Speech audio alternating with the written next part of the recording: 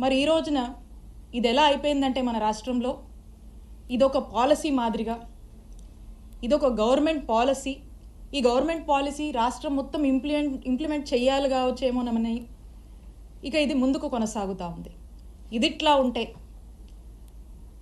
మన చిలకలూరిపేట నియోజకవర్గంలో ఈరోజు నియోజకవర్గ పరిస్థితి ఏంటంటే ఒక ఆటవిక అరాచక పాలన చిలకలూరిపేట నియోజకవర్గంలో కొనసాగుతుంది. ఇక్కడున్నటువంటి ఎమ్మెల్యే పుల్లారావు గారు అవినీతికి ఘనపాటి పత్తిపాటి అని చెప్పొచ్చు. ఇక్కడ ఒక చక్కటి నరేటివ్ని కట్టుకథ చక్కగా అల్లి ఒక వ్యక్తిని ఈ పుల్లారావు గారు స్టేషన్కి పంపిస్తాడు. పంపించి ఒక కంప్లైంట్ ఇప్పిస్తాడు.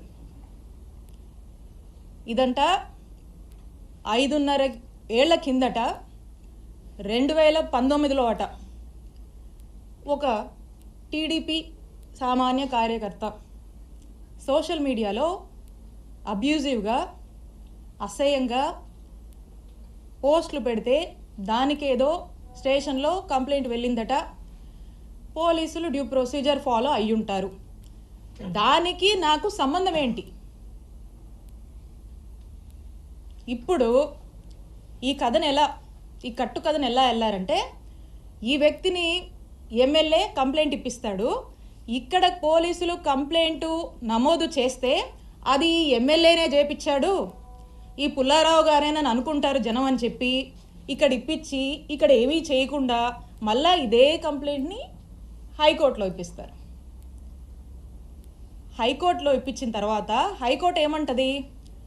హైకోర్టు ఏమన్నదంటే, ఇది హైకోర్టు ఆర్డర్, నేను చదివి వినిపిస్తాను. Learned assistant government pleader takes notice on behalf of the respondents and state and seeks time for getting instructions. List in second week of February 2025. ఇది ఆర్డర్. అంటే దీని అర్థం ఏంటంటే దీని రెస్పాండెంట్స్ ఎవరైతే ఉంటారో అంటే పోలీసులు. హానరబుల్ హైకోర్టు పోలీసులని రిమార్క్స్ అడుగుద్ది ఈ కంప్లైంట్ సంబంధించి. తర్వాత దీన్ని February 2nd వీక్కి పోస్ట్ చేస్తుంది. ఇంత ఈ ఆర్డరు. ఈ ఆర్డర్లో ఏమీ కూడా నా మీద కేసు ఫైల్ చేయమని ఎఫ్ఐఆర్ కట్టమని ఏమీ లేదు. ఈ ఆర్డర్ ఇలా ఉంటే ఈ హానరబుల్ హైకోర్టు ఆర్డర్ని దీన్ని ఈ పుల్లారావు గారు అదే వ్యక్తితో మళ్ళా ఎస్పీ ఆఫీస్కి పంపించి హానరబుల్ హైకోర్టుని మిస్లీడ్ చేస్తూ హానరబుల్ హైకోర్టు మీద నెట్టేసి హానరబుల్ హైకోర్టుని మిస్కోట్ చేస్తూ ఏమంటారు? హానరబుల్ హైకోర్టు నా మీద ఆవిడ మీద కేసు కట్టండి అని చెప్పారని హానరబుల్ హైకోర్టు మీద నెట్టి ప్రజల్లోకి కోర్టే కేసు కట్టమని చెప్పిందని చెప్పి పంపించేటువంటి ఫ్రీలర్స్ ఇచ్చి ఒక ప్రయత్నం చేసి అంతలోపే ఇక్కడున్నటువంటి పోలీసులు నా మీద కేసు కట్టారు, ఎస్సీ ఎస్టీ అట్రాసిటీ పెట్టారు.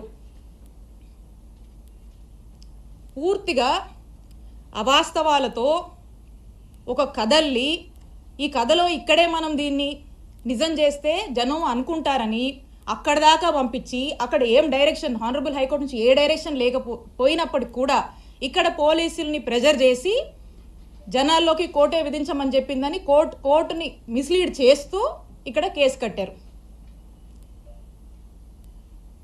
ఎంత డ్రామానో చూడండి. ఇదిట్లా ఉంటే రాష్ట్రంలో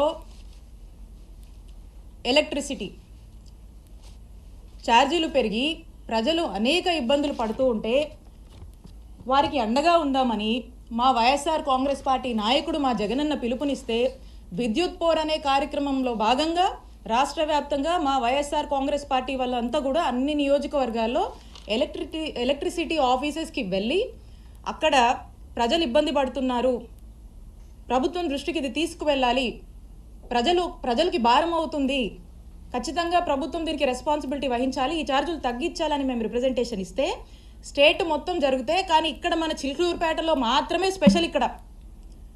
ఇక్కడ మా వైఎస్ఆర్ కాంగ్రెస్ పార్టీ నాయకుల మీద, యాక్టివ్ లీడర్స్ కార్యకర్తల మీద 30 మంది మీద నాతో సహా ఇక్కడ కేసు కట్టారు. ఇక్కడంట వైఎస్ఆర్ కాంగ్రెస్ పార్టీకి సంబంధించినటువంటి నాయకులు కార్యకర్తలు బయటికి రావద్దు, యాక్టివిటీస్ చేయొద్దు, ఎక్కడ కూడా గొంతెత్తి మాట్లాడొద్దు, ఎవ్వరూ కదలాడకూడదంట. ప్రతి గ్రామం నుంచి ఈ రోజున పోలీస్ స్టేషన్లో కేసులు పెట్టడం, పోలీస్ స్టేషన్లోకి పిలిపించడము, హరాస్ చేయడము, తిట్టడము, కొట్టడము, కేసులు పెట్టడము, అరెస్టులు చేయడము, జైళ్ళకు తీసుకువెళ్ళడము, ఈ విధమైనటువంటి అరాచక పాలన చిలుకూరుపేట నియోజకవర్గంలో నడుస్తోంది. ఇదట్లా ఉంటే ఇక్కడున్న చాలామందికి తెలుసు, మా మామగారు 80 సంవత్సరాల వయసు కన్నా పెద్ద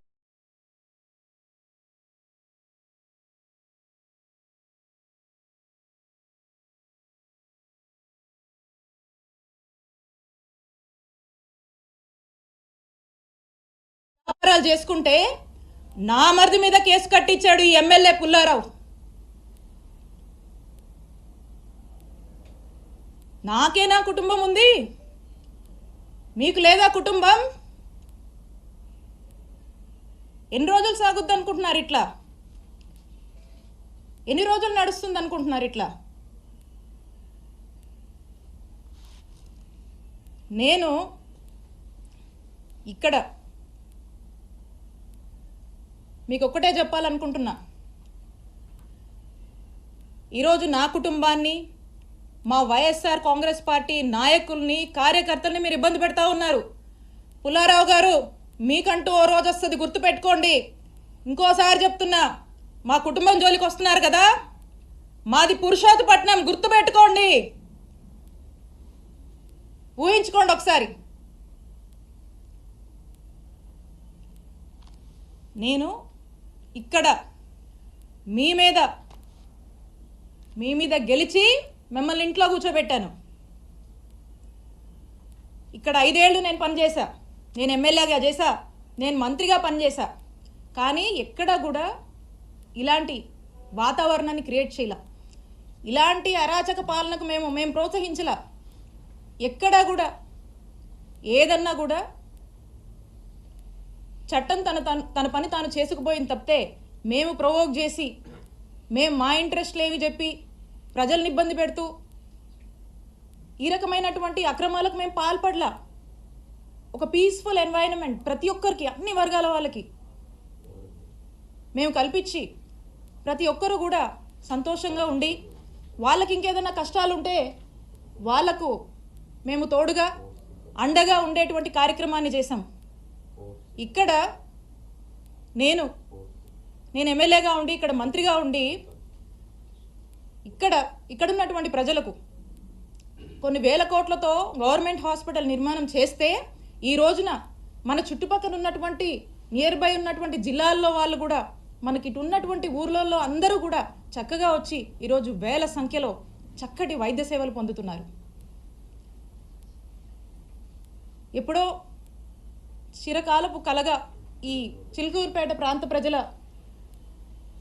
కలగా ఏదైతే బైపాస్ ఉందో, ఆ బైపాస్కి సంబంధించి ఏదైతే ల్యాండ్ ఎక్విజిషన్లో భాగంగా రైతులకు డబ్బులు రావాల్సి ఉందో, ఆ డబ్బులను ప్రభుత్వం ఏదైతే వాటా చెల్లించాల్సి ఉందో, ఆ వాటాని కూడా జగనన్న ప్రభుత్వం ఆ రైతులకు చెల్లించి, కోవిడ్ టైంలో అనేక ఇబ్బందుల వల్ల ఈ ప్రాజెక్టు కాస్త ఆగిపోయి వెనకబడి ఉంటే కూడా వాళ్ళందరినీ పిలిచి, ఆ కాంట్రాక్టర్ని పిలిచి వాళ్ళకు మోటివేషన్ ఇచ్చి, వాళ్ళకు ప్రభుత్వం వైపు నుంచి కావాల్సినటువంటి సపోర్టు పూర్తిగా ఇచ్చి, రాత్రింబగలు వాళ్ళు పనులు కంప్లీట్ చేసి, శరవేగంగా పనులు పూర్తి చేసి బైపాస్ని అందుబాటులోకి తీసుకురావడానికి ఎంత కృషి చేశాము. ఈరోజు చూస్తే ఎక్కడి నుంచో, చెన్నై నుంచి, కడప నుంచి వచ్చిపోయే వాళ్ళందరూ కూడా ఈరోజు ఎంత కమ్యూట్ బాగుందని చెప్పి హర్షించేటువంటి పరిస్థితి.